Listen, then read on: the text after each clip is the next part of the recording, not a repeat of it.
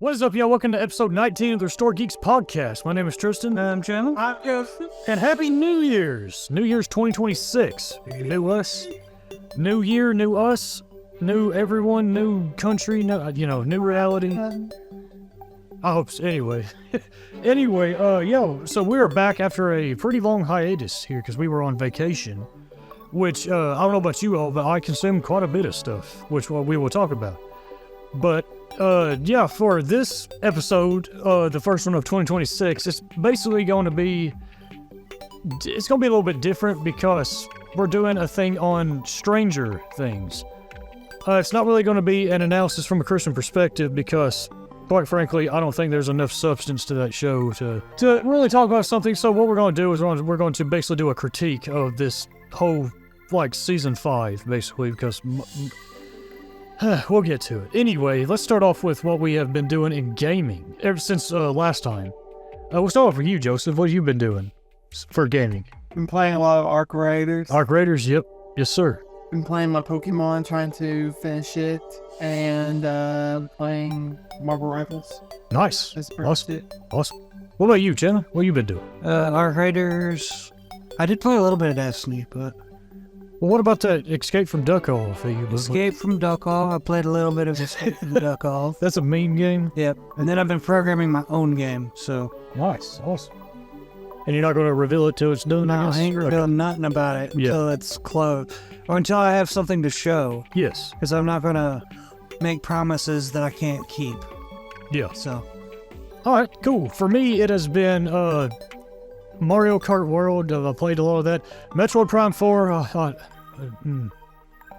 I'll get into that here in a second. And then, Claire Obscure Expedition 33 is what I've been playing. So, yeah. Metroid Prime 4, I guess I'll speak on it because the first one is my favorite game of all time. And I also love 2, and 3 I think is good. However, 4 has got me looking back at 3 and being like, perhaps I was too harsh on you. Yeah.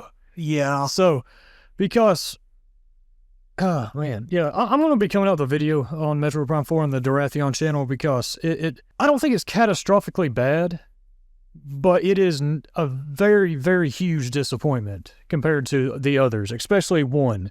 The thing is, it's not, you can't say it's bad. This is what Charlie said about, Penguin Zero, by the way. Yeah. Said about Assassin's Creed Shadows. Yeah. As well. You can't say it's bad because it's not bad. It's so lazy and uninspired that what would be the best word for it? It basically offends you. Yes. How lazy and uninspired. It is offensive and how, especially compared to the other ones. Yeah. Again, I'm going to come out with a video on it, so I'm not going to go into detail here, but I'll just give the big, broad stuff. The world is pathetic. I like the set pieces, but it is literally big open desert with dungeons on each corner, and each of these dungeons are literally go from point A to point B and fight the boss. Yeah. And that's it. If there was more substance, which, again, I want to save most of this for your video. Yes.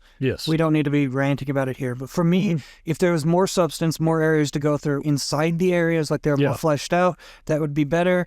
And then my other issue is just that all the bosses are just member berry bosses. Yes, we literally have Zelios, which there was a boss fight called Helios in 3.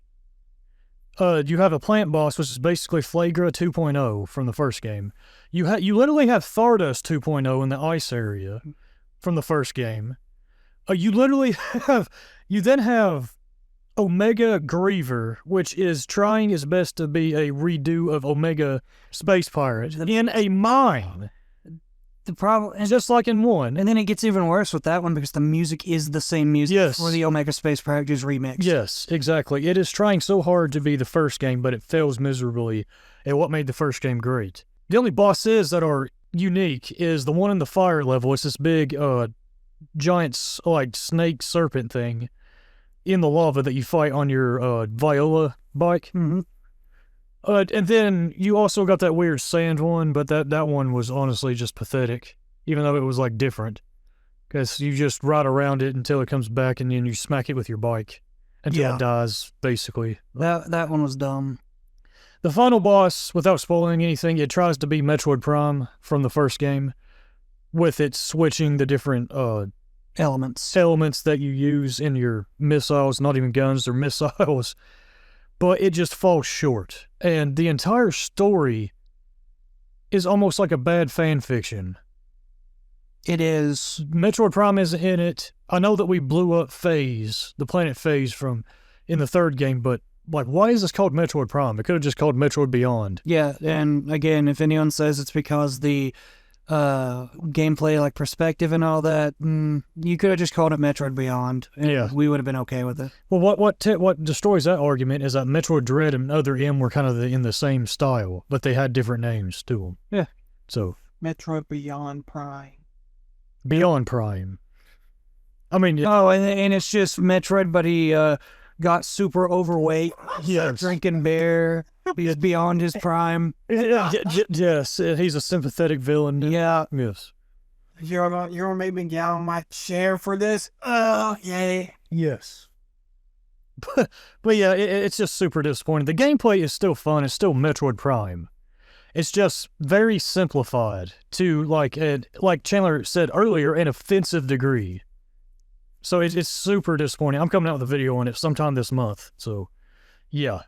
Anyway, then after that's Clair Obscur, which that was a breath of fresh air. That game is a masterpiece so far. I can't really say anything about the story because you can't really talk about it without spoiling it. Yeah, all I'll say is that its premise was already, when I played it back in like May, I think, its premise was already very interesting to me. I think its intro might be up there as one of the best intros to a game, period. It's great. And the things that I'm in Act 2 right now, the things that already happen are already like very surprising. These writers, they put details into account, and they got balls. So that's why I hope they stick with that and they don't like try to flanderize themselves or anything like that. Like a certain duo of writers that we're going to be talking about in our main topic today. Yes. And without giving off a full schedule, because our schedule's subject to change, yes, we do have a Expedition 33 video coming, or podcast coming soon. Yes. And I might even do unless you want to do the video on it, on its story sometime on Dorathion too, because that story is like really good so far. So yeah, did you have a plan to do that? That's my video, boy. Okay, then you do the video. Anyway, yes, to the podcast topics. Now, gaming news. What do we got in what is the stuff? Because I have been off of social media these past 2 weeks. What is the things that have been going on? Everyone scream! Get excited for Cyberpunk 2 in 6 years. Yep. CD Projekt Red already did this. It didn't work out for them. Yeah, stop. What are you doing? Don't announce it until it's done. Thank you, CD Projekt Red, for letting us know that our game will come out in 6 years. Yes. You could just say we're developing Cyberpunk 2. Well, they already did. They could have just left it at that. Yeah. Exactly. Yes. First off, stop announcing your games before they're ready. And then start fully announcing your games before they're ready. Yep. Unless you're kickstarting or you're an indie developer. Yep. And then, secondly, stop giving a deadline. Yes. I get sick and tired of deadlines for art projects. Yep. Come out with it when it's done. What's next up? So apparently id Software created a workers' union against Microsoft. I don't know the details. I think I did at one point, but it's been a while. This one was like 3 weeks ago that I put this in here. Yeah, okay. Yeah, cool. Sorry, we're first of the year, everybody! Sir, we. This one I do know about. So first off, NVIDIA is reducing consumer GPU production. Yes. Which is, why? Because they want to make money elsewhere with the AI companies. Of course. But on top of that, NVIDIA is doing what I consider to be one of the most anti-consumer things I've ever seen. Yeah. They are making what are called rentable GPUs. Which means they want you to rent a GPU. Like you'll go on Amazon or on NVIDIA's store and you'll be like, I need a 5090. You will click purchase and they'll send it to you for like $100. And then you put it in your system, but it has built-in trackers in it for how much you use it. And I forgot this guy's name, but he does a lot of like breakdowns of pre-built PCs. Mm-hmm. He did a review on this and he looked up the pricing and all that, and it was something like, if you're a streamer, you'll hit this number easy. God, yeah. You'll hit this number easy. It's like 100 hours a month. If you hit 100 hours a month within, I think it was like 2 or 3 years, you spent $20,000. Bro. What this will do is this will cause people to not buy these. We'll just stick to our oldest. Yeah. We'll just stick to wherever the cap was before they started doing this. Here's my issue. GPUs. Here's my issue with it. This looks bleak. Yeah. Because if we stick to our old GPUs, NVIDIA is going to be like, no skin off my back because the AI companies are buying them. Yeah, exactly. The pricing on this is extremely evil. That's what I meant by evil. Yeah. Not being able to own it is already anti-consumer. Yeah, well, that's like anti-consumer. that. The pricing on it is extremely anti-consumer. Almost $10,000 in just 2 years. That's insane.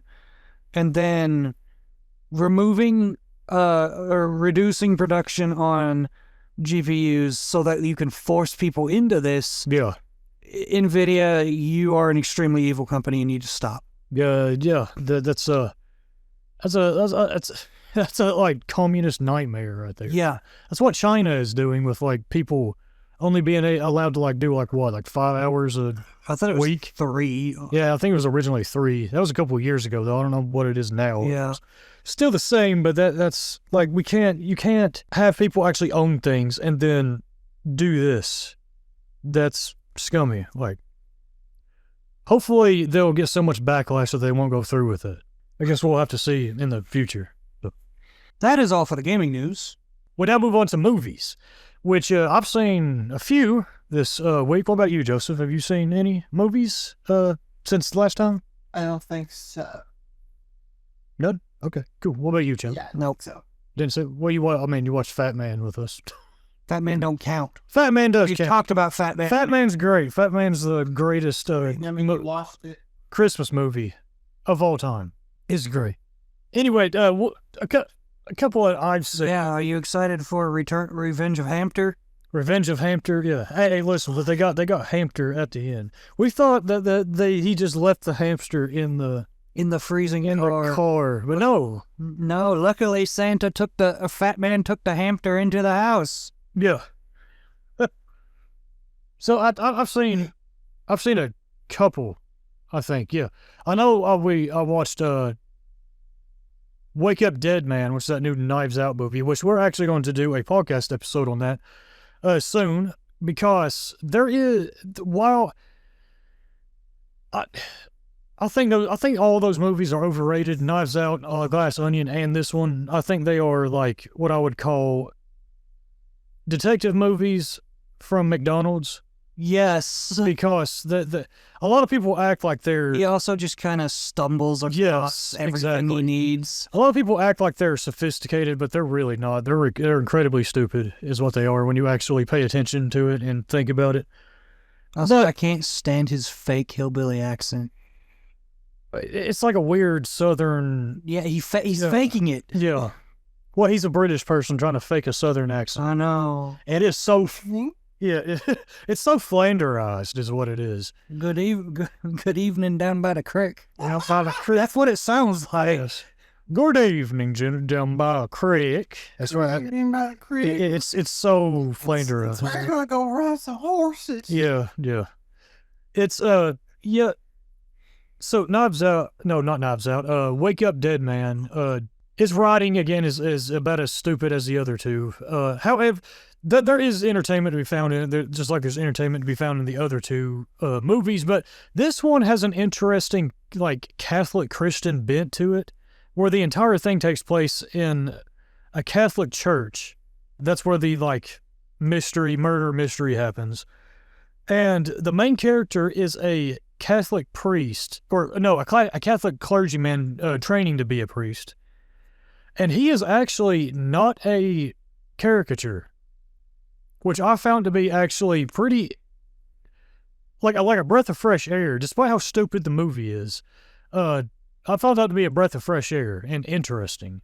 And there's some spots on it where it makes me wonder if they actually had a Christian on the writing team. Because there's some things about Christianity that's brought up in it that isn't a slap in the face to us. Now, with that being said, when the detective guy comes in, and we'll talk about this more when we get to the podcast. He unloads a whole bunch of like just unsubtle, religion has led to wars and God is a fairy tale and all that. I would say secularism led to more wars, but we'll talk about that. But however, he does have a unique dynamic with the main character throughout the entire show, and it doesn't end in this like hateful towards Christians, hand-fisted kind of way. It actually ends in a way that one could make the argument that it has like a message that religion might actually have a place in society and all that. So I found that to be interesting. I mean, we'll dive more into it on that podcast episode. My question is I don't see his portrayal as perfect, but I think the best portrayal of a Christian in Herschel in its setting is Herschel. Yes, Herschel in the Walking He definitely reacts the way a Christian would struggle with what's going on. We definitely need to do a podcast episode on him. Just Herschel, him. Herschel. Because prior to this, I haven't seen this yet. I will be watching this before we do the podcast. Yeah. Which because it's on the list. Yeah. So, but I'll have to see how close, because the best portrayal I've seen yet was Herschel. Yes. Or the most real portrayal. Well, I'm trying to think of the word, because a lot of the times Christians are portrayed as a caricature. Yes. It's just either a wuss or overbearing. Yes. They're either, and there are some of those in this, like the regular, like, churchgoers are all caricatures. However, the priest and the main character, they're not really caricatures. The priest is actually like this. The priest is not a good guy, but we'll talk about that. He's not like a caricature though. But yeah, and it's Thanos who plays the priest. Huh? Yeah, the guy who plays Thanos. Oh. Mm-hmm. Okay, the guy who plays Thanos. I hate that when you said that. Yes. I didn't picture Thanos. You pictured, what's his name? I forgot the accent. I didn't picture that. I pictured him in Weapons. Weapons. Kids chase the old lady. Yes. That was such a Looney Tunes cartoon ending. Anyway. Other than that, now that I think about it, I think the only other movie I watched was Fat Man. Because everything else... I did watch Rudolph, but... Oh, yeah. Classic. Also, Santa and Rudolph is a grade A douchebag. Yes. Classic, full of plot holes, but classic. Yeah. Rudolph just knew where to go in the... Yeah, we forgive those. Yeah. But, I think it's... But everything else that I watched was TV shows, which I watched a lot of TV shows. This, break, so movie news. There's no movie news, so you can just jump right in if you want. Avatar, Fire, and Mid is about to make... Avatar, Fire, and Give Me Money, Please Give Me Money, Give Me... Yeah, it's about to make $1 million it's about to make $1 million at the box office. Who cares? It's one of the most...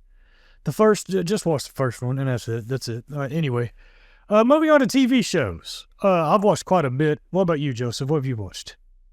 I just watched a few episodes of Fern with you all. Oh, yeah, you did watch that. Yeah, cool. What'd you think about it?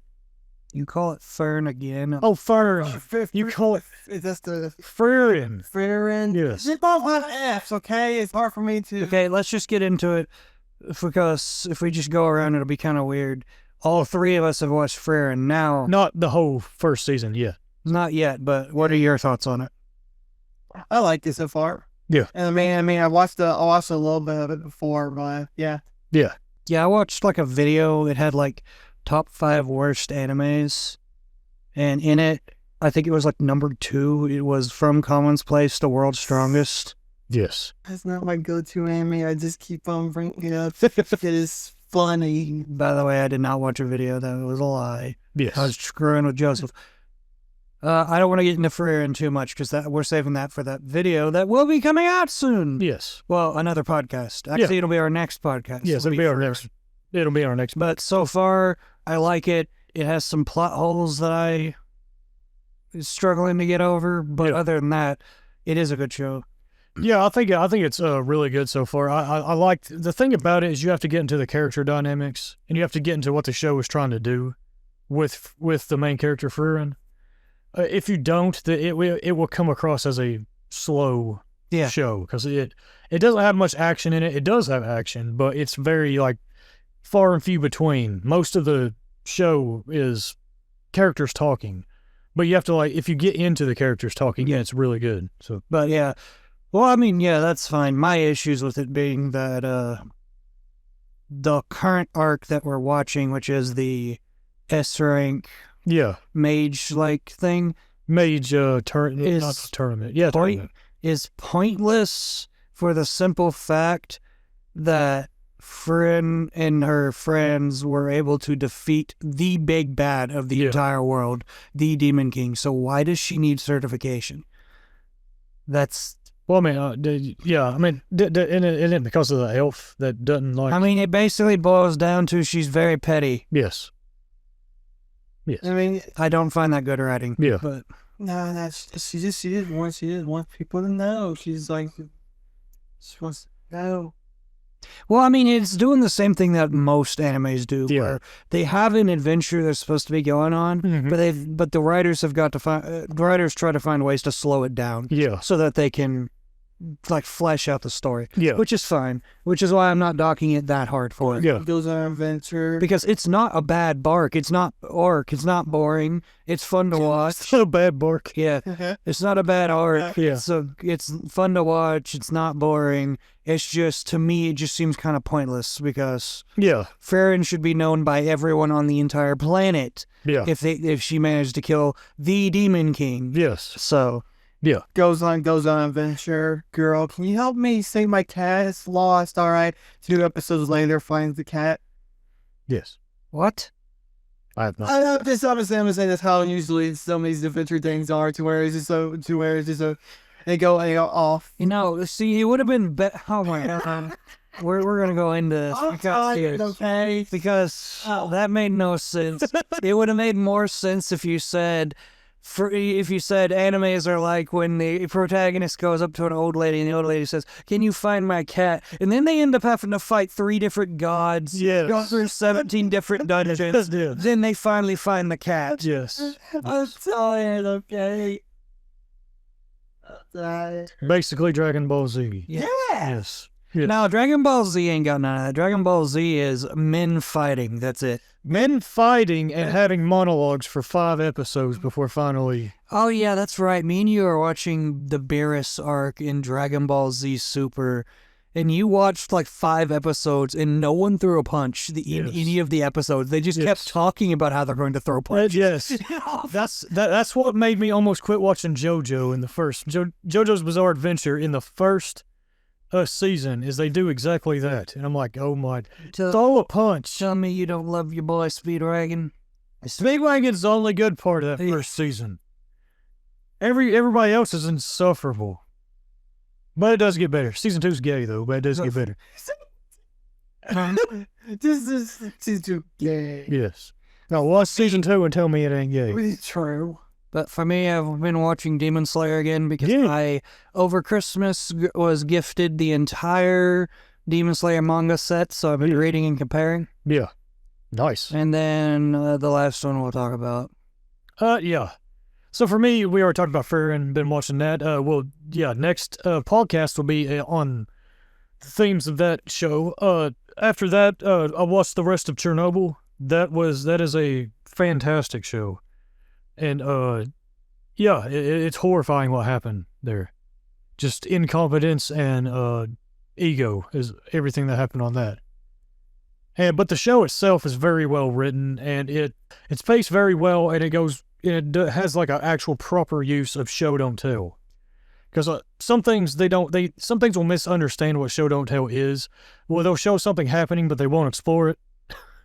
It's like, no, you can't just show things happening and then move on. You have to explore it too. But this one actually does that, so yeah. After that, I watched more Pluribus. I haven't finished it yet. We are going to do a podcast episode on it because there is it's doing a theme. What? Pluribus is watching paint dry at this point. It is. That's why I can't really recommend this first season because it's like a third of a story. It's not like Breaking Bad season 1. Breaking Bad season 1 is its own narrative. When Breaking Bad season 1 first came out, if I was to recommend it, I would recommend that first season, even though the second season hadn't came out yet, because that first season has enough going on in it that you can recommend it to somebody. Pluribus, like, it's got a very interesting premise, but there's not enough happening. Like, it needs more story to, like, recommend it to somebody, in my opinion. So, because for like 7 episodes, it meanders around. It's not badly written. It just meanders around with Carol doing things and pissing the virus alien people off, the hive mind. Yeah, I'm not going to spoil anything, but yeah. So I can't really recommend it to anybody right now. But John Cena. I did. John Cena came up on screen for some reason and told me why I should only drink milk. Spoiler. Yeah, just you have to. I don't know. What's the show on what they're doing? But yeah, like it's not badly written. It's just very slow. It has the exact opposite problem that a lot of media has nowadays, where a lot of media goes way too fast and is way too fast paced and rushes everything. This thing like slows it down to like 5 miles an hour and just goes on the interstate at like 5 miles an hour, and you really want to just get in the driver's seat and slam the acceleration pedal. So, yeah, Vince, please have some more things happen in season 2, please.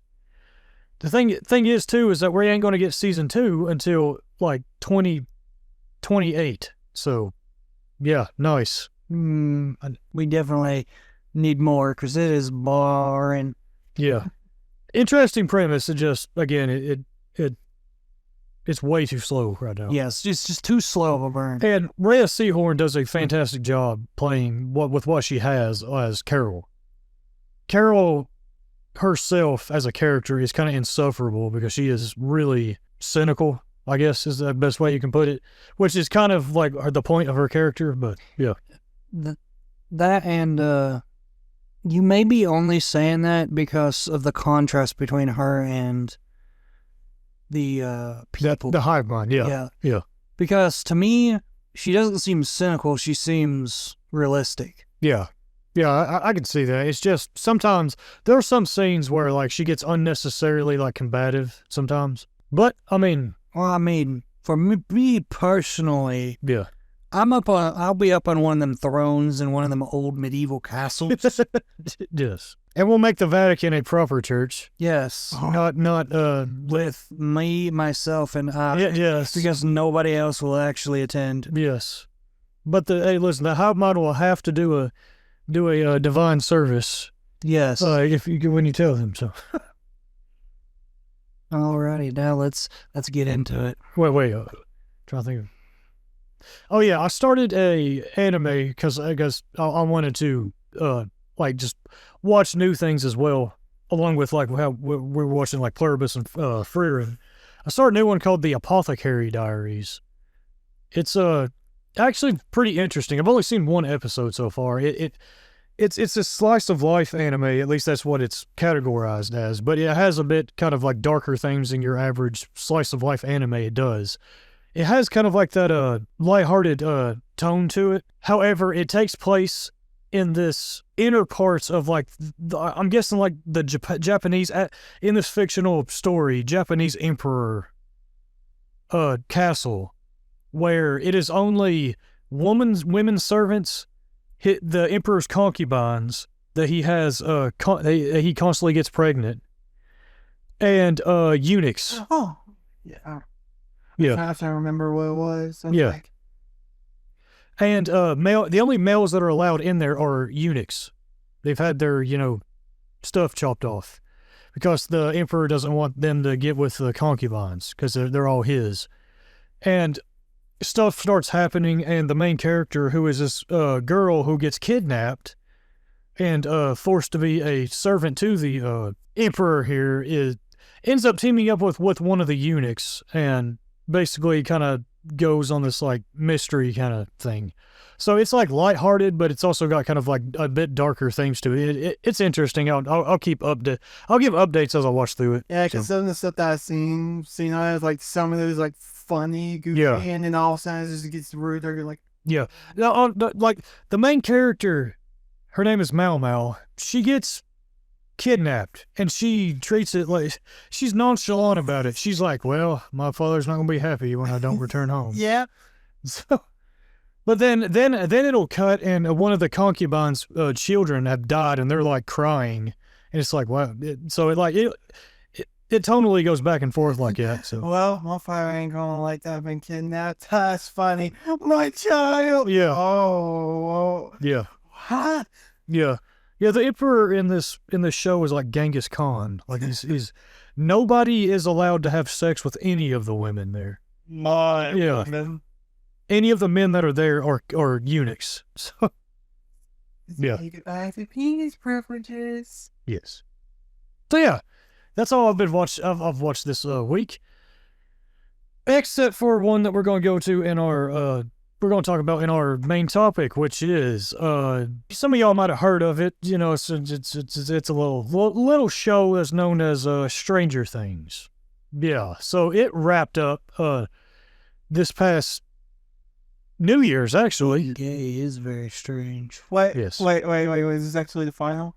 Yeah, this is the finale. The entire show's wrapped. Bro, where have you been? Bruh, I didn't know it was actually the final. It's funny that this crap happened. Okay. Yeah, I mean, we gave our thoughts on Volume 1 on the Attack on Titan podcast that we had a couple of podcasts ago that released during Thanksgiving. That Volume 2 released on Christmas, and then the finale released on New Year's. So we're going to basically do a critique of this. We're not going to do an analysis because, again, as I said in the beginning of this podcast, I personally don't think there's enough substance to it. It's very surface level with a lot of what it does.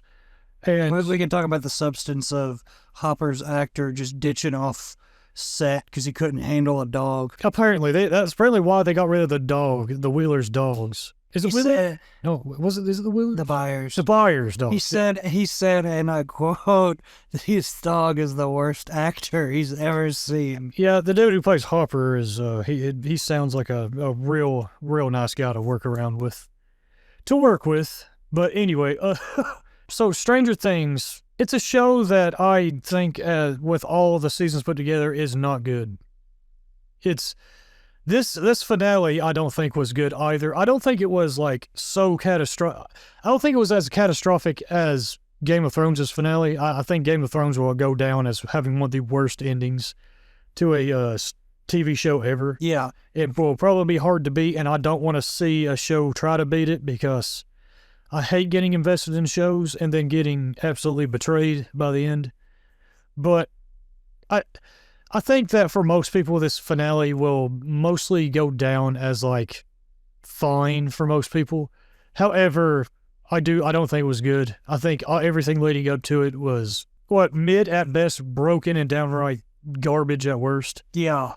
So, Stranger Things, like, when it comes to season 1, I think season 1 was actually pretty solid.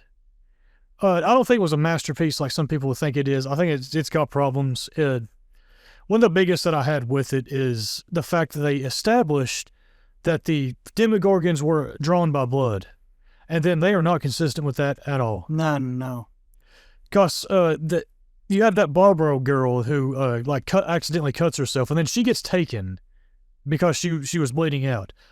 We then have plenty of characters bleed out, like get into fights with one another and bleed out, and the Demogorgons do not show up. They only show up when the... That's because Vecna was behind the scenes and actually sending the Demogorgon.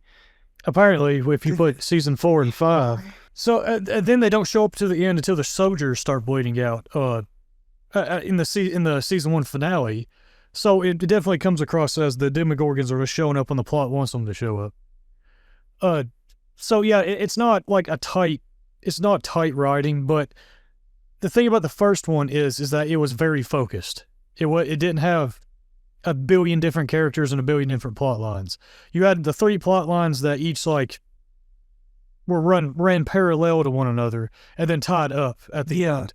You had, the kids. It kind of did this like folk tale where their best friend Will got taken, and they figure out quite early that it's supernatural. Something supernatural is going on. Nobody else believes them, but they're going to investigate it and try and prove it. Then you have Hopper. He's the chief police, and he decides that he's going to investigate Will's disappearance. He does not believe it's supernatural, but as he uncovers more and more, he eventually finds out that it is supernatural that's going on. And then you have the Joyce thing. Yeah, because he investigates it, and then he eventually gets to the lab. And that's when he comes across the portal. I just disagree with the description of that. What? Because he never decided he wanted to investigate. He wanted to tell Joyce that he was gone. Yeah. Joyce going nuts is only when he decided to humor her, then decided to investigate. Yeah. That's basically what I meant on that. Because Joyce was known as the crazy woman. Yeah. And he didn't want to. He kept telling her Will's gone. Just accept it. Yeah, the reason I don't consider season 1 good either is there's just too much going on that's stupid. Like, why would the scientists in the military at the Hawkins lab even bother to make a fake body for Will? Why not just leave him missing? Yeah. Yeah. All they did was add fuel to Joyce so that she could convince Hopper. Mm-hmm. I think it's so. I personally think it's solid because it was focused. Well, quite. Yeah. My issue is the word solid. Yeah.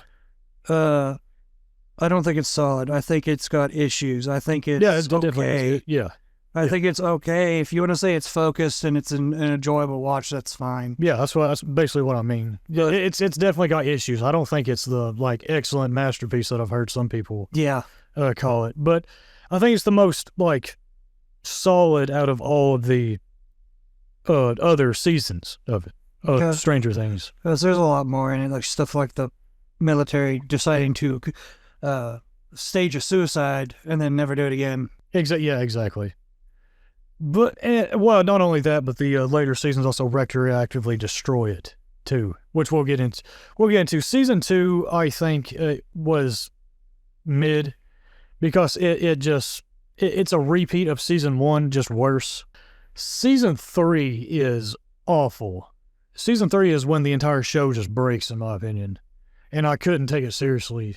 I had a hard time taking it. I didn't take it seriously when I first watched it. Yeah. When it came out, because you have the Russians, they're underneath the mall, Hawkins, because they're trying to open up the portal again.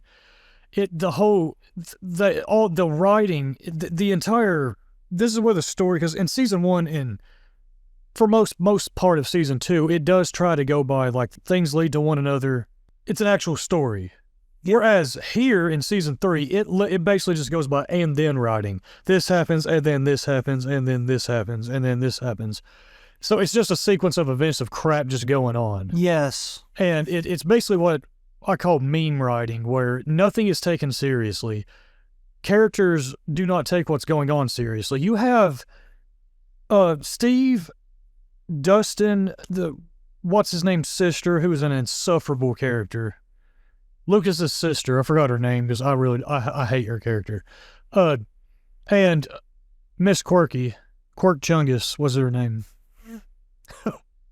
The worst character, in my opinion, the worst character to be added. Yeah, I forgot her. Robin. Yeah, they're going through these tunnels that are supposed to be guarded by Russian military people, Russian scientists, military people, and they are talking like we are talking. Huh? Erica.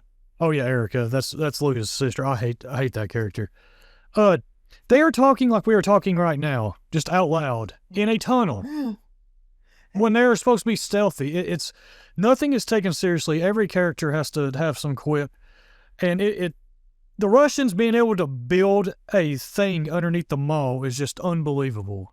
Like, and then we had the introduction to Terminator. Yeah, you have Terminator. I'll be back. Yes. The Russian, while they get. You have the weird plot line of what's her name? Mike's mother trying to get with Billy. A high step. Good thing is she decides not to, but it was still just weird. Like, it's one of those things. It's like, what are you doing, Duffers? Like, what are you doing? So yeah, that and Hopper supposedly died at the end. But you then have season 4. Now, season 4, I was fairly positive about. It has a ton of problems but I was fairly positive because it felt like it was a return to form. It actually was like tonally, it decided to tonally shift back to how season 1 and 2 was. But I also forgot, there's like no Demogorgon in season 3. There was in season 1 and 2. The Demogorgon was like the original enemy. Yeah, because we had flesh monster created by the flesh of the people. Yes. What? Yeah, because they introduced the Mind Flayer in season 2, and then he's like the main bad guy in season 3. Season 4, they decided to introduce a villain to put a face to the villains on there of the story, and that's Vecna. At first, I was actually like on board with it because I was seeing what they were going to do with it in season 5. After season 5, I don't like it, and I don't think season 4 is good anymore because of season 5. Because season 4 is not a complete story. It runs off of, it hinges off of what goes down in season 5, and season 5 completely just breaks the entire show, in my opinion.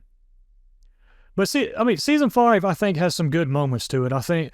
I know you didn't like Eddie. I personally did. He was the only like charismatic. You said season 5. Oh, season 5. Oh, I meant season 4. Yeah, you had me confused. Yeah, I know you didn't like Eddie. I personally kind of liked him. And he was a caricature.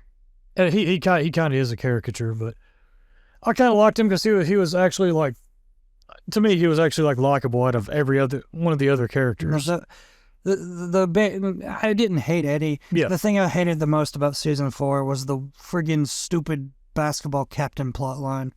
Yeah. Yeah. But season 4 definitely seemed like they were trying to do consequences and go by consequences, and then they just completely upend it in season 5. Because, I know we're all over the place talking about this because I'm trying to lead up into talking about season 5 and the finale, but yeah, season 2 they introduced Max, and to me she was insufferable in season 2 and 3. Yeah. I actually liked her in season 4 because they actually do this thing with her where she's getting tormented by Vecna. Because Vecna, when he's introduced in season 4, he can do this like Nightmare on Elm Street kind of thing. Yeah.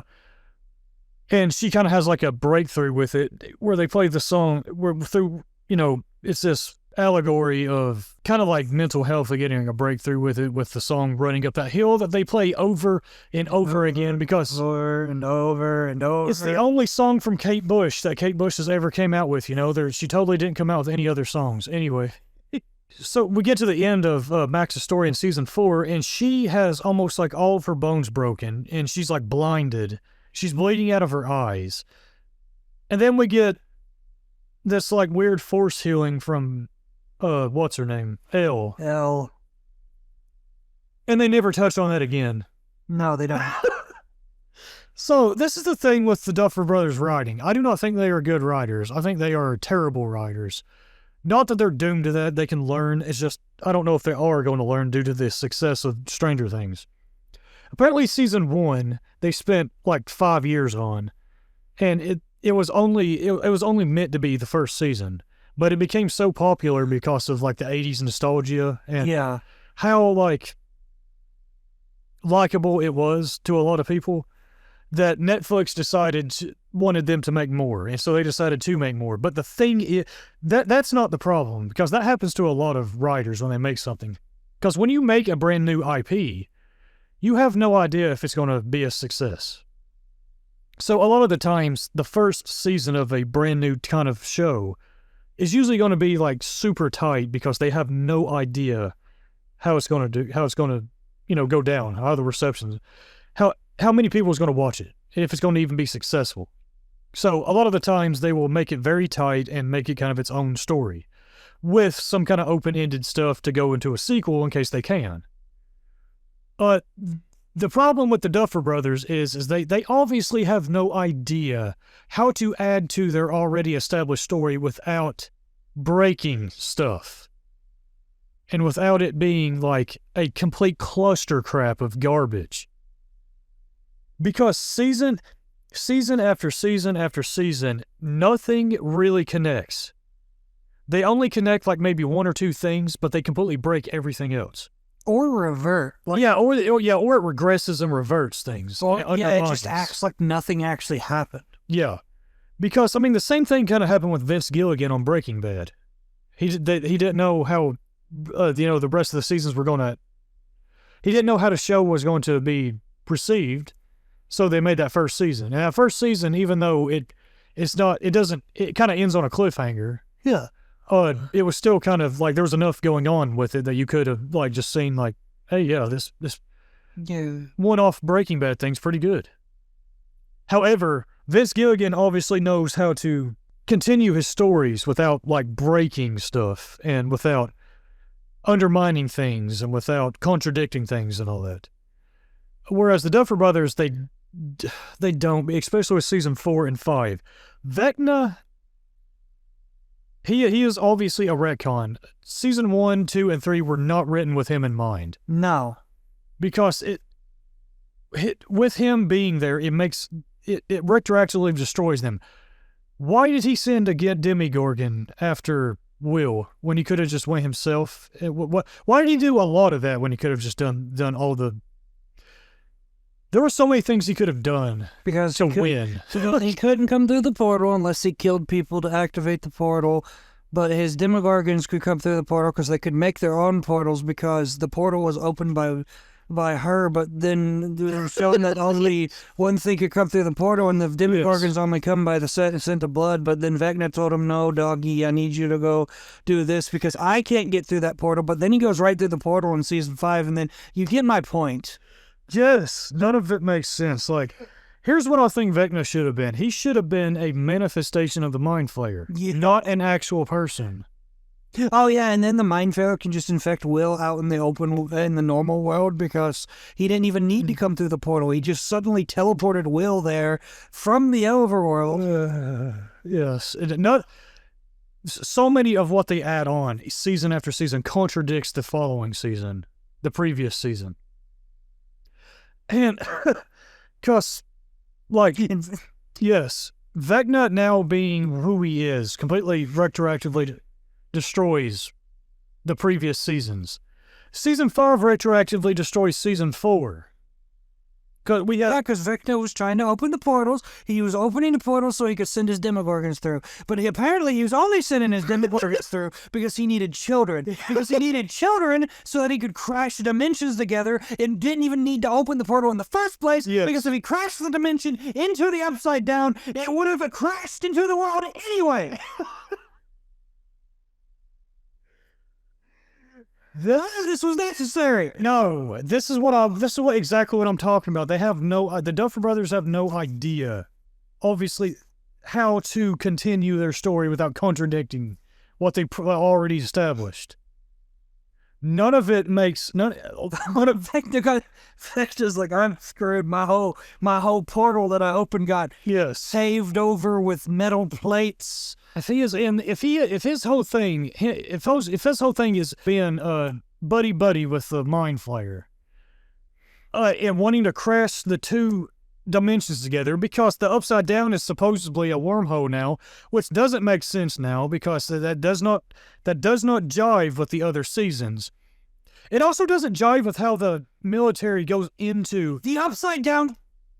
Wait, what? No, okay. The wormhole. The upside down is the bridge to the wormhole, right? Yes. The upside down could not have existed if a portal was not already open to our world. So that means Vecna in the 4th season should not have been in that friggin' mansion. Yes. Vecna should have been up in his area trying to bridge a gap. Why is the upside down should not have been there at all if it was a wormhole. None of this makes sense. Why was he in a mansion in season 4 if he was trying to collide both of the dimensions together? It's because the whole thing that this came from is that they created this scene in season 4 of him falling into that other dimension. Yes. And they forgot, the upside down doesn't look like that. Yeah, that's what it's often. Now we've got to do something with this because this clearly isn't the upside down. Not only that, the upside down has always been shown to, well, I don't know, because when they go into the portal, it's just a labs.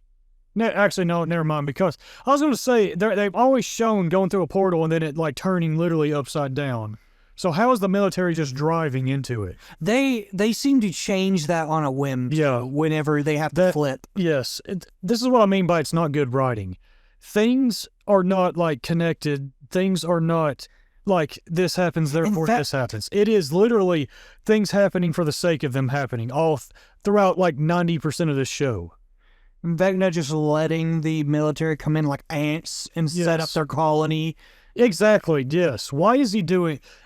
Apparently it's because he's like in his own mind up in the abyss, which again, like that season 4 was not created with that in mind. I genuinely do not think with the wormhole thing. No, it wasn't. Yeah. Not to mention that's not how dimensions work, I don't think. They're not like on top of one another like that. Like, if I'm not mistaken. See, because the thing is what the Duffer Brothers want you to think is that when she shot him through portal, she created the upside down as a wormhole, like gateway. But here's the problem: that gateway was closed. Yes. To bring this more focus, we've already like talked about like volume 1, like a couple of podcasts ago. So let's talk about volume 2 of season 5. Garbage. It is the worst part of the show, in my opinion. It is very inefficient in its storytelling. What do you mean? It swings back and forth of rushing big plot lines and not exploring what it needs to explore, to spending way too much time on characters talking about like crap that could have been like 2 sentences. We had a scene of Jonathan and Nancy in the Upside Down where things are melting around them and there's like this goo. By all means, proceed. There's this goo that's rising and they spend 5 minutes basically unmarrying each other. Will you like not get married to me, please? I'm not joking. That's what they're doing. They're breaking up. And throughout this whole 5 to 10 minute scene, the goop stops. Yes. The goop no longer arises, and the goop is like, by all means, proceed. The goop got bored of the conversation, decided to just harden itself. Friggin' not Jonathan, Will? No. Oh. Other big dude. Hopper? No. Oh, Steve. Steve is a absolute insufferable douchebag for no reason to Dusty so that they could have the plot be that his radio broke because they decided to get into a fist fight because Steve decided to be an insufferable douchebag. Yeah. Only so that Nancy would shoot the ball. Yeah. The ball above. The ball, yeah. So, we got to talk about the ball. So Dustin, they're at the lab in the Upside Down. First off, before we even, we got to talk about why does Vecna leave his entire research on what the Upside Down is in this random lab in Hawkins' lab in the Upside Down? How did the military not find it? The military didn't find it. He left it there. Dustin finds it, somehow interprets the thousands of pages there within 2 seconds. Yes. Yes, he does. And this is what I mean. Like, it rushes through things that it needs to explore. But it wastes way too much time on things that are like, we don't care. Move on. Mm-hmm. So, yeah, Dustin, in like 2 seconds, reads all these pieces of paper and realizes that so they're in the Hawkins lab in the Upside Down. He reads all these papers that the military did not find. Vecna has just, like, decided to leave there. Yeah. So it finds out that the Upside Down is a bridge to a wormhole to another dimension called the Abyss, which is where Vecna is, and the Mind Flayer. And there is this thing called exotic matter. What it is, don't know. Don't worry about it. Moving on. And it's this big ball of energy that Nancy decides to shoot, because why wouldn't you? Why wouldn't you shoot this big ball of energy? It reminds me of... She decided to shoot it because that was the original plan. Oh, yeah. Because they thought it was a shield generator. It kind of reminds me of, like, in Arcane Season 2, when Jace comes across the anomaly and decides to smack it with his hammer. Like an idiot. But anyway. I would say, yeah. And then they shoot it, and luckily it doesn't die, because then they find that Dustin reveals that it was a wormhole gateway, and if they broke it, then they would all be sucked into nothingness. Yeah. And she shoots it. It, like, creates a hole in the like the wall of the wormhole thing. Stuff starts, like, melting, and stuff starts, like, getting shot out.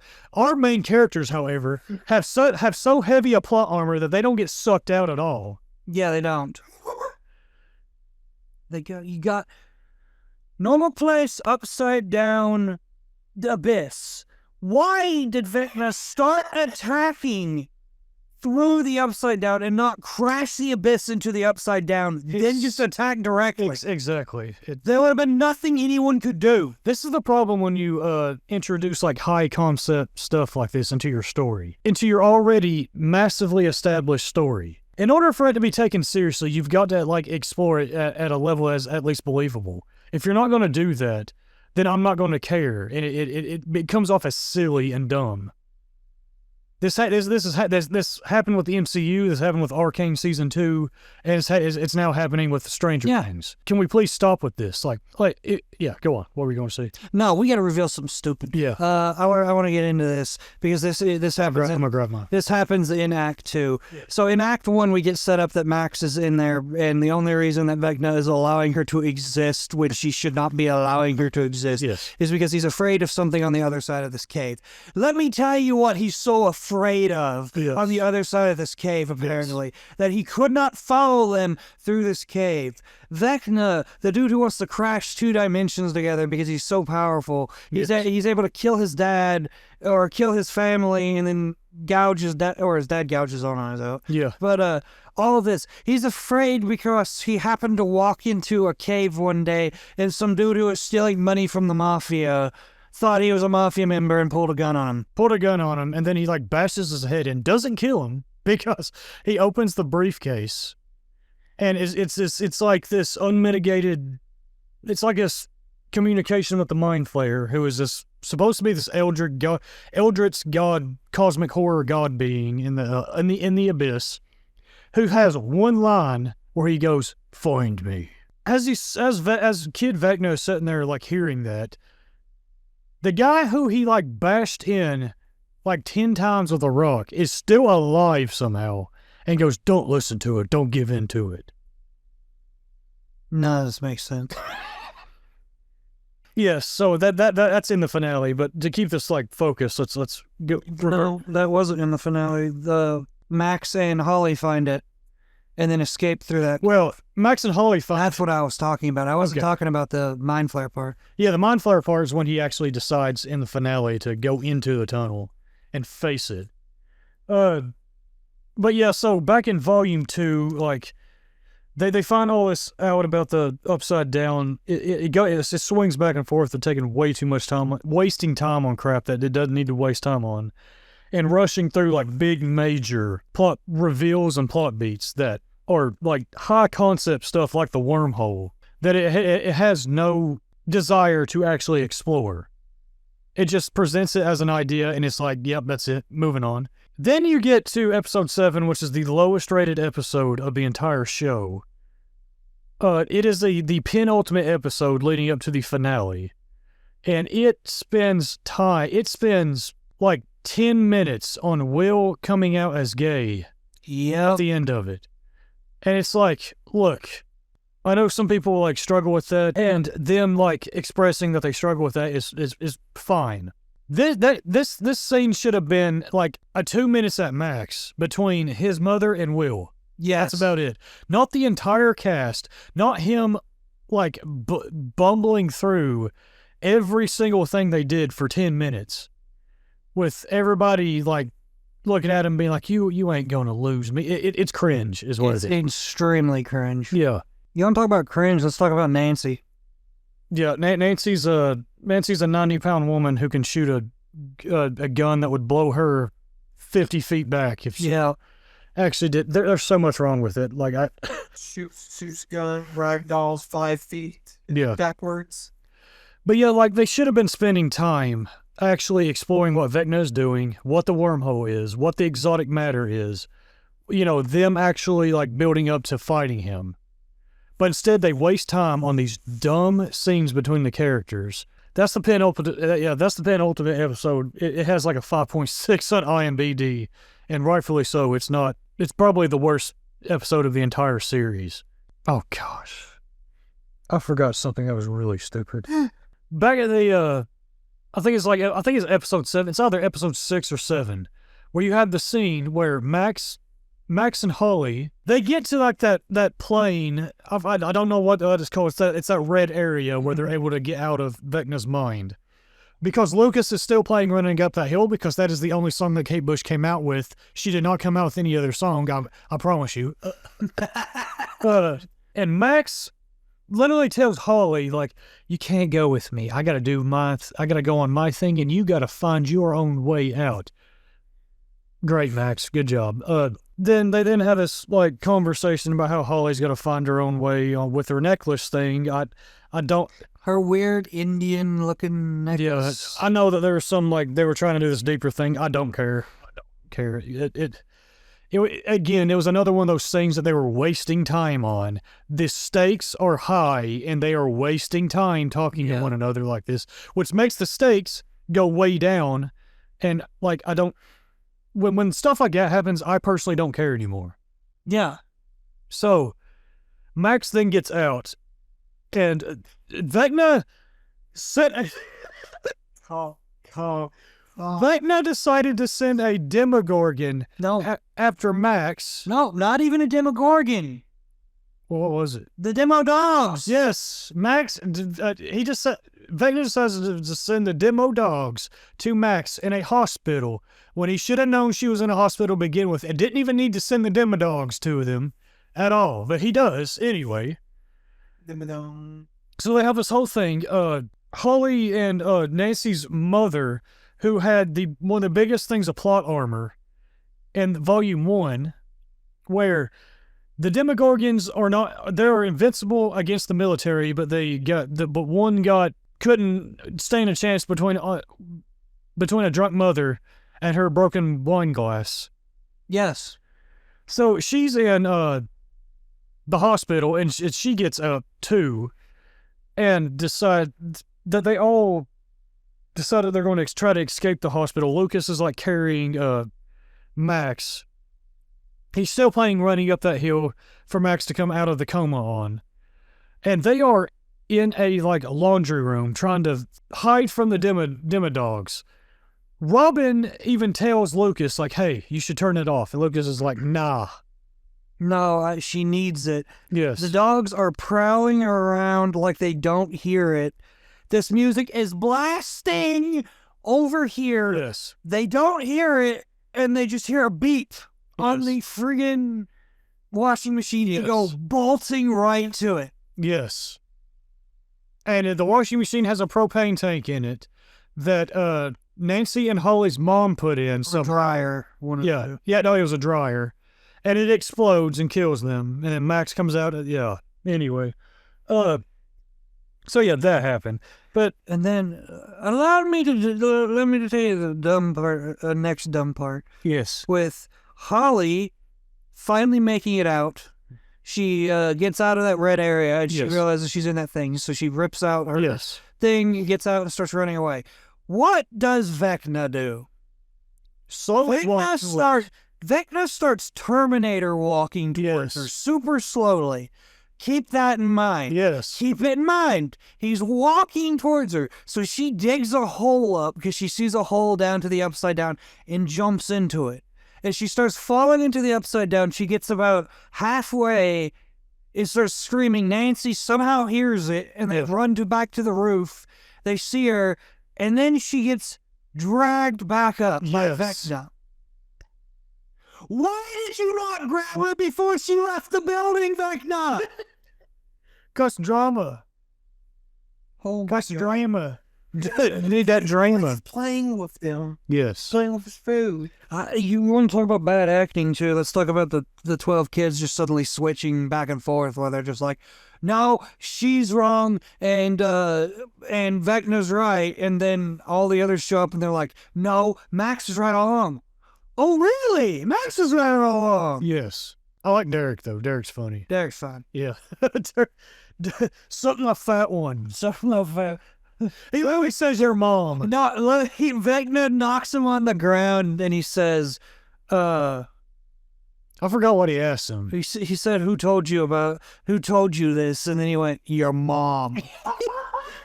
By the way, Derek's parents are still tied up in that barn.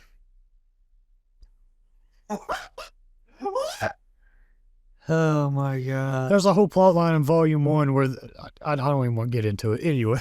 Now, and then at the end of that episode, the penultimate episode before the final episode, we get once again girl boss Nancy popping up with a gun that would literally break every bone in her arm and firing it at trained military personnel that can't hit a single shot, yet she kills them. Did anything ever actually happen with the one military dude who had like half his face gone? He's still chained up to the inside of the upside down. He got blown out. No, he's dead. Yeah, he's just dead. Is the army now stormtroopers? Yes. No worse. They are worse than stormtroopers. Well, I mean, we didn't even talk about the most non-character in the show, which was the woman. The woman. No, yes, she is quite. What's her name? She plays in the Terminator. That's the actor. But she basically plays a man. She plays a man as a woman. That's all it is.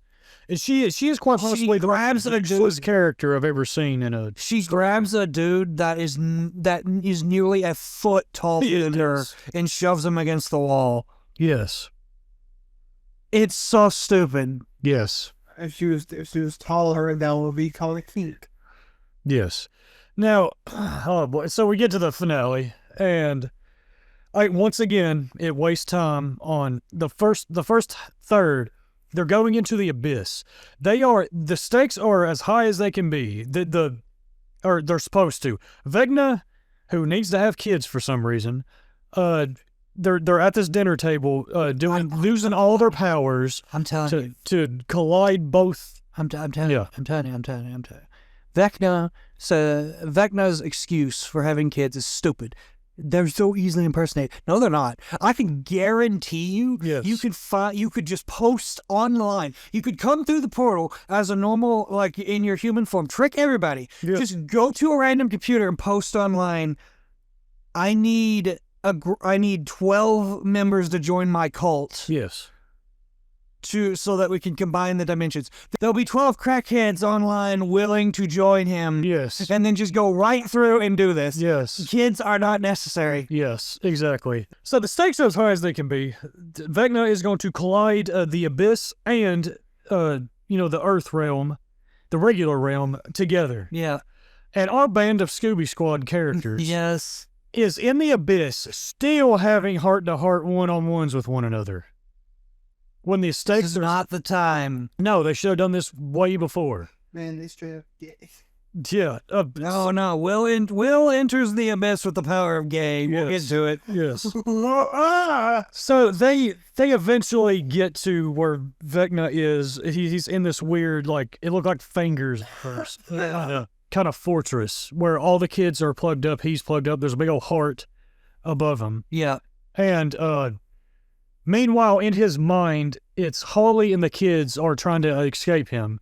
They go into the cavern place that Max was hiding in. And he finally decides that he's going to finally face his fears and step into it. He's shown that he is not afraid to kill children. So at this point, it's time. It would have been time to just snap them all and restart. Yes.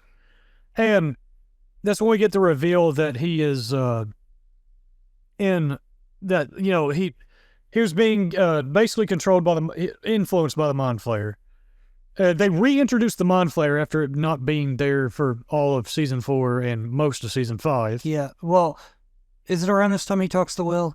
Yes. Because this is the only good part, I would say, is Will basically argues with him like, you can make the choice to go out of here, and he actually stands his ground. He's an actual villain. He's an actual villain. He said, no, I made this choice. And I agree with it, and, screw the world, basically. Yeah. Is how he is. Which I'm glad, because I told you, Chandler, like, mark my words, Will's going to have a heart-to-heart with him. Yeah. And he's going to, turn good at the end. Will then fights him with the power of gay, by the way. Yes. Will's gay, by the way. Did you know that Will doesn't like girls like we do? Will does not like girls. That's how we felt, anyway. That's how it felt. Yeah. I get you, but it's like So it's not just him. Like, the reason I can't stand a quirky girl. Yo, Robin. Because it's every 2 minutes she's like, I don't like boys, by the way. Oh God, they make so many stupid jokes about how she doesn't like dick in throughout season 5. Yes. Anyway, we're not on that. Yeah. Bro, what is this? What is the? Yes. What?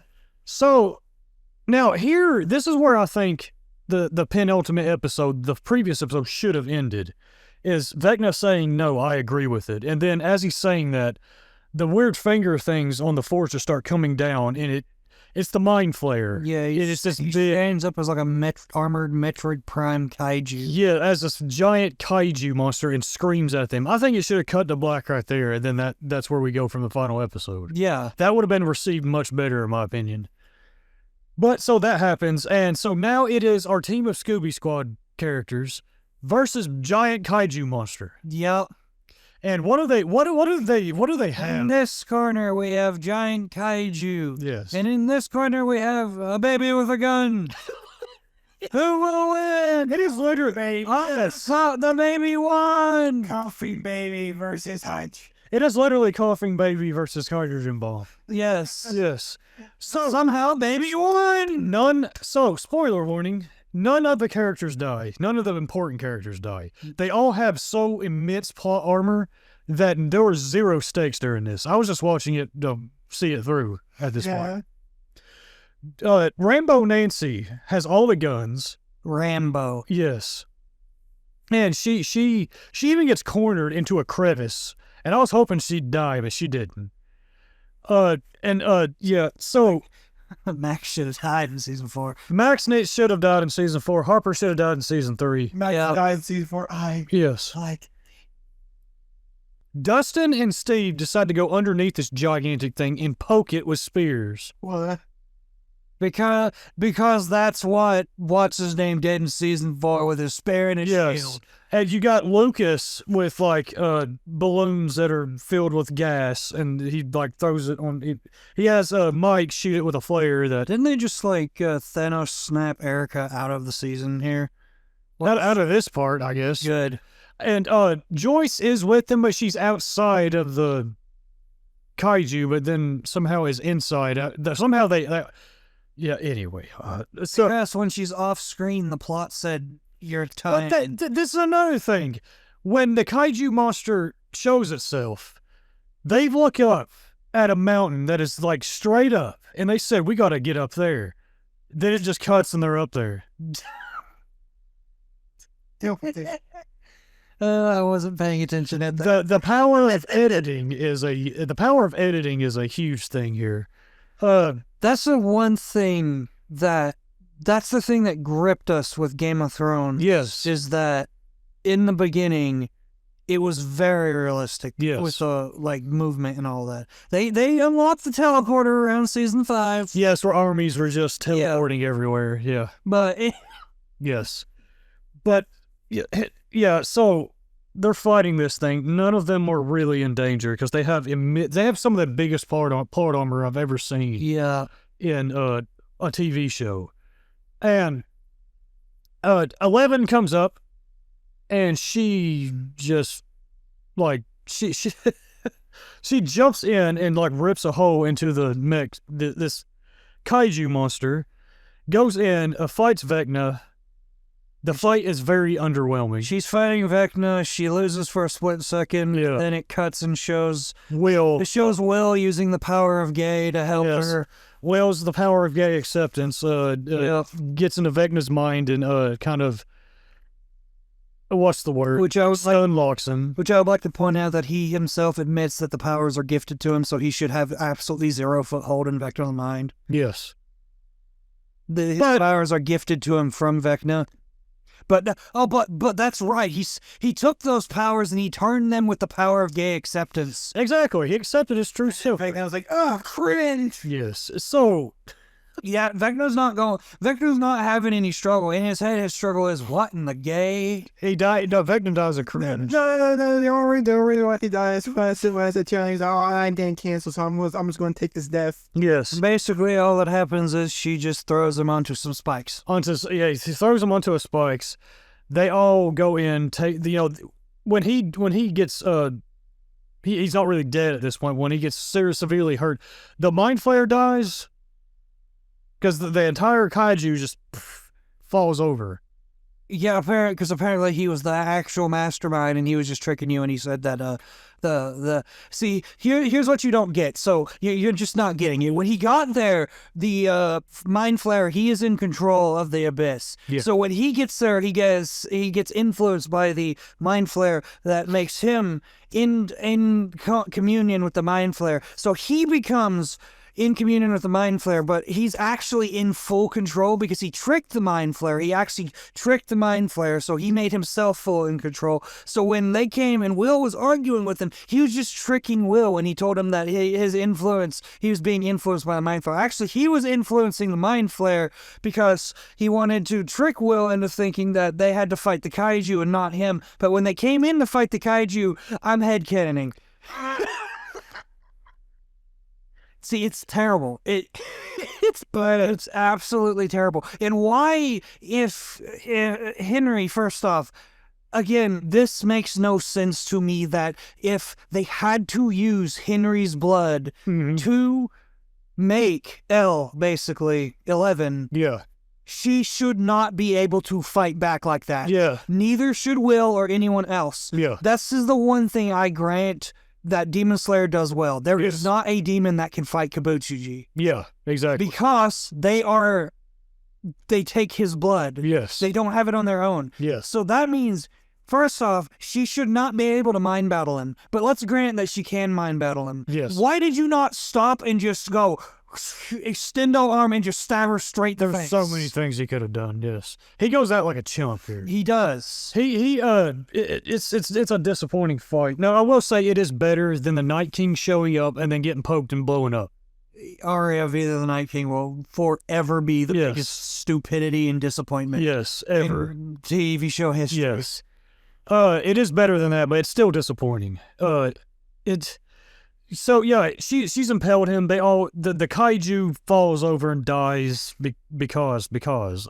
Yeah. Did she like impale the heart? Because there's that big heart. I don't remember. I don't care. Anyway. Yeah, it doesn't matter right away. Yeah. She should have never been able to get inside the thing. Yeah. She just rips it open and just So they all come in. They got Deus Ex Machina Joyce. Well, I'm getting to that. They all come in. They start letting go of the children. They start releasing the children that were all plugged up in there. How that makes you all feel?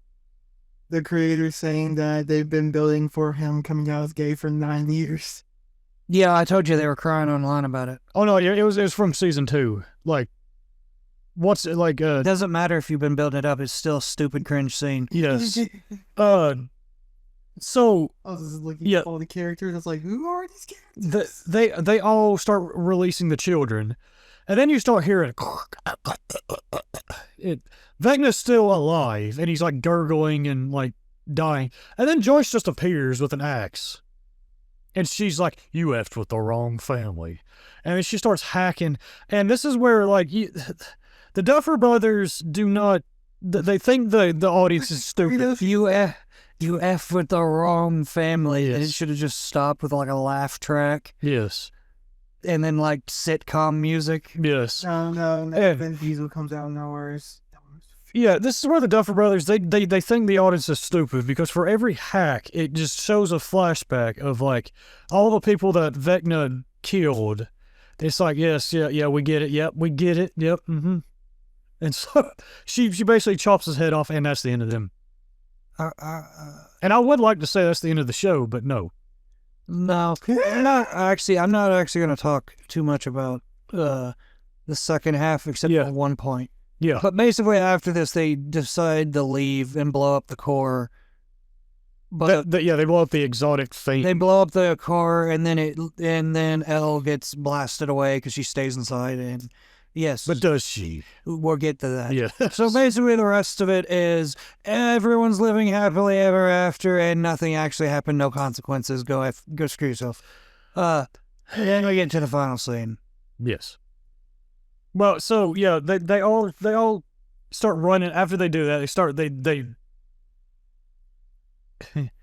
it's a record player playing Prince with like a C4 thing on that's going to blow up the exotic thing, and they start running out. They get captured by the military people, and we of course have to have this dramatic scene of 11 supposedly deciding to close the portal while the Upside Down and the Wormhole get blown to smithereens into, whatever.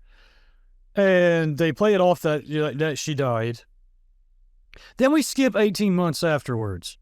And where are our band of Scooby Squad characters? Back in, just back in high school, graduating. Did the military just decide F it? After the military said F it, the entire town said F it, we'll just go to school. They graduate after not being in school. Like, yep. Bro, like, Hopper killed, like, many military people, and he just walks off scot-free and is able to become the chief police. He walks off scot-free. Murray broke millions of laws. Yes. And he just gets off scot-free. What's her name? Nancy killed military dudes off scot-free. They said you saved the world. They respect you. Dustin goes. They don't care. Dustin goes. They didn't care. Dustin goes through some cringe speech of "I would have let it happen again and again because I never would have had my friends without it." Yeah. Yeah, they have they graduate from high school. Now there is one. Did John trying to? Now there is one thing I did think was at least decent. And that was the scene between Hopper and Will when Will decides not to go to the graduation thing. And Hopper decides to go talk to him on that bench. I thought that was decent. They have the graduation ceremony, which I thought was cringe. Yeah. And then Will remembers something and decides that instead of going to a party, they're going to play Dungeons & Dragons for the last time. Which I get the idea. It started Dungeons & Dragons, so it ends with that. That's fine. It's just leading up to it is... Please stop putting a bad name on Dungeons & Dragons. Yeah. They have one final game, and... it's basically for Will to headcanon his final scene going. Yeah. He gives everybody a happy ending.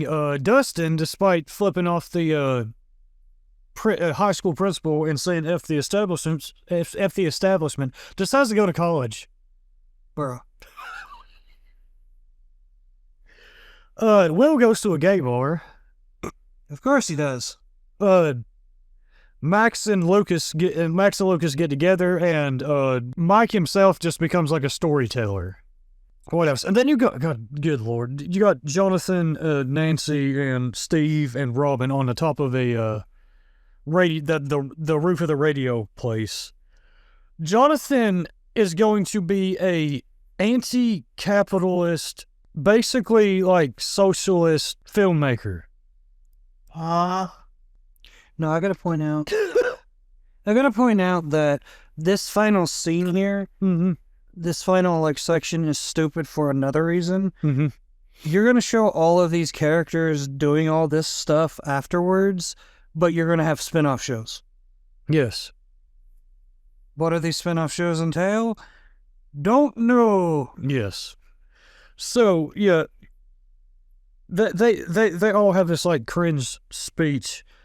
where it's like, we'll get together. We can get together. So knowing for good and well they're not ever going to get together again. Because they're all going off in like different parts of the country.